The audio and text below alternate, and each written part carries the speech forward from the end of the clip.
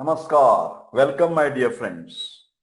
Myself, Professor Dr. Rajendra Raghuvir Deshpande from Pune, Maharashtra State, India, would like to welcome you all in my Ayurveda Academy YouTube channel. My dear friends, today I am going to discuss with you again some important clinical type of the cases. Today we will discuss when the patient is having fever, that is pyrexia, but he don't have any severe chills or the rigors. Usually in any fever, there is a little bit shivering that can be called as a chill. But when this shivering, this chill is very, very severe, that is called as a rigor, R-I-G-O-R. But my dear friends, today the case is the patient is of fever but without rigor or without severe chills. For example, the patient is 22-year-old male patient. He comes to you. Doctor, I am having the fever since last 3 days and I am feeling very, very weak. Try to understand the complaint of the patient, fever or the pyrexia for last 3 days, and the patient is feeling weak, which is very natural in any fever. Actually, most of such cases, the fever is because of the viral origin. Fevers are viral fever. But the doctor has to think whether there is any something else. So I will start examining the patient. I am asking the patient, hello, do you have any cold or cough? The patient is saying, no, doctor, I don't have any cold or cough. One interesting phrase I would like to introduce to my students and the doctors. Actually, CCF, this word in ICU or in the hospital is related with the heart. That is right ventricular hypertrophy or right ventricular failure, left ventricular failure LVF or left ventricular hypertrophy LVH, all related with the heart, and that is CCF is a congestive cardiac failure. But my dear friends, we use this CCF word in our general medical practice, and in general medical practice CCF means not heart, cold, cough and fever. So naturally this patient is not having any cold and cough.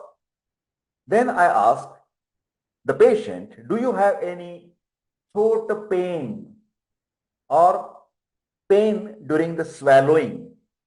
He said, no, doctor, I don't have any pain in the throat. So I rule out the possibility that the patient is not suffering from upper respiratory tract infection, like for example, pharyngitis, laryngitis, and rhinitis. So patient is not suffering from any of these things. He don't have any problem in the throat as well. So there is not possibility of any uvulitis or outdated disease like the diphtheria. So no possibility.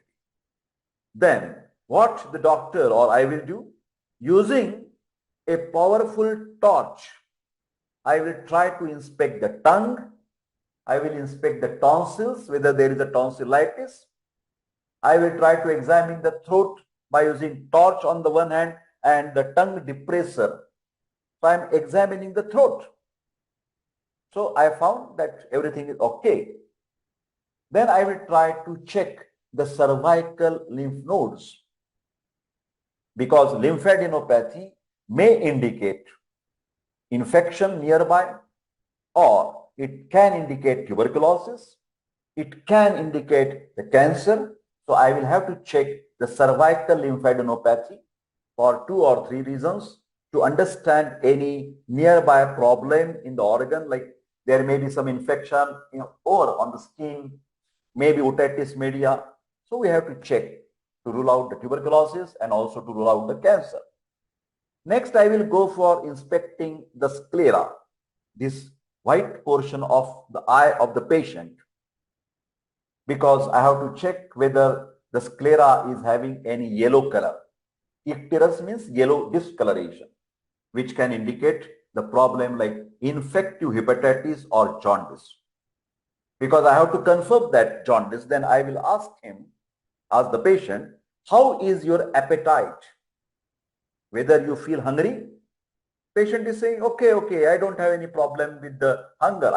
I feel little bit less because of the fever, but in general, I am having the okay appetite. If the patient is saying, no, doctor, last 1 week, I don't want to eat anything. Whenever I see any food, I get little bit nauseating sensation. That is going towards the jaundice. I will also ask how is the color of the urine. If the patient is saying it's normal, like a faint yellow, that is okay. But if the patient is saying like it is like a blood in the urine, very dark, very high colored urine, so very dark yellow or high colored urine indicates definitely infective hepatitis or jaundice. Then I will go further and I will ask whether there is any headache, or do you have the vomiting sensation, or do you having the drowsiness.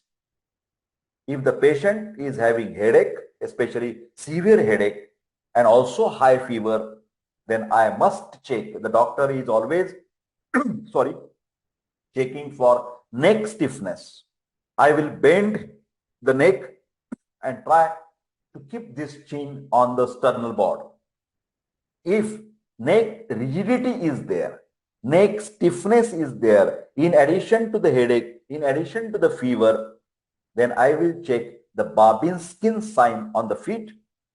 If that is also positive, that the patient is definitely having the meningitis, especially if the patient is drowsy, if the patient is having altered behavior or also vomiting. In meningitis, especially in the children, vomiting is projectile. Next. Now, I will ask the patient to lie down on the examination table and I will try to palpate on the right side liver and on the left side spleen. Whether, because if the liver is palpable, especially in the enteric fever, in the typhoid, there is a soft liver. Remember, in typhoid or enteric fever, the liver feels soft. If the patient is suffering from malaria, the spleen will be palpable. In the normal adult human, liver and spleen are not palpable. Try to understand. In adult, male or female, liver and spleen are not palpable. But here, if it is palpable, there may be some problem regarding the fever or regarding the health. If the liver is tender, again it going for the infective hepatitis or jaundice. Now the doctor or I will examine the chest especially to see the bronchospasm or the RAS, especially the pneumonia. There may be crippling sound, bubbling sound, weight sounds. And I will also check the heart to rule out any abnormal heart sounds. Normal lub, dub, lub, dub. But if there is a lub, sh, dub, lub, sh, dub, this particular sh, this sound is like a abnormal heart sound, which is murmur. So I have to check that also. Then I will ask the patient whether he has problem with any joint, especially elbow joint, shoulder joint, finger joints, knee joint. Then I will ask whether the joint pain, joint swelling is restricted to one point or it is moving. That means 3 days back, he has a problem in the ankle joint. Then the problem is now knee joint. So fleeting arthritis. That means the swelling and the pain of the joint is moving in the body, different joints, then that fleeting arthritis is a typical feature of rheumatic fever, especially in the children 5 to 15 years of age. Then in that rheumatic fever child or rheumatic fever patient, rheumatic arthritis, the arthritis of the big joints, where RA test can be positive in the blood. But in each rheumatic fever present, known case of rheumatic fever or history of rheumatic fever, I have to check the heart very carefully, because there is a complication like mitral stenosis or mitral regurgitation, and there I will find the murmur, abnormal heart sounds. Next, I will go and ask, last but not the least question, that is whether the patient, I will ask the patient whether you are having the problem in the urine passing. Is there any burning sensation? Whether you get pain while passing the urine, that is called as a dysuria. This burning micturition, urination, always indicate urinary tract infection, because it is accompanying the fever. So my dear friends, this is the case about the fever but without chill. So fever without chills, the important things to look for: throat, then the icterus, then the neck glands, neck stiffness, then the chest examination, liver and spleen, urinary tract infection, and the joint pains. Then naturally, when this type of the fever we see, as per the modern diagnosis and modern treatment, the doctor is always will prescribe, if he finds that there is a bacterial possibility, antibiotics are prescribed. Symptomatic relief is given by paracetamol, or even Ayurvedic medicine is very good, that is Maha Sudarshana Kadha, 4 teaspoons with equal amount of water every 4 hours. Or you can use Ayurvedic Maha Sudarshana Ghanavati, that is given 2 tablets every 4 hours. If we suspect the malarial infection, then Ayurveda has a Parijataka Guti that can be prescribed, 2 tablets 3 times in a day. If it is a very high fever, then cold compress is very essential. But if it is not relieved, that fever is not relieved within 1 or 2 days, then naturally the doctor or we prescribe hemoglobin estimation. Then we prescribe WBC, white blood cell, that is complete blood count, CBC, because normal WBC is 4 to 11,000 per cubic mm, but if the count is more than 11,000, like 15,000, mild infection, 20,000 per cubic mm, moderate infection. If it is 25 above WBC count, it is a severe bacterial infection. Then I will ask the pathologist to do the peripheral blood smear to check for malarial parasites. Then I can refer the pathologist in the second week. That means in the first week, first 7 days, the fever is not coming down, but there I should not use the antibiotic. In the second week, if the fever continues, we can suspect the typhoid. For that, we have to prescribe the Vidal test or Vidal titer. And sometimes if we are confused in the diagnosis, we have to rule out the HIV infection.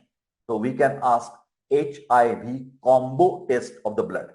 Then I can ask the urine routine examination, where I can get albumin, or whether I can get the pus cells in the urine, which indicates the urinary tract infection. Then for chest matter, X-ray chest is very essential to rule out the problems like pneumonia. So my dear friends, this particular today's video is related with the fever without chill, and I have discussed how we can examine the patient and go further till make the provisional diagnosis. I request all of you to like this video, share this video, and don't forget to subscribe my YouTube channel for getting the energy to the Dr. Deshpande. Thank you very much. Take care. And for paid online consultation, you can definitely WhatsApp on 9226 at 10630.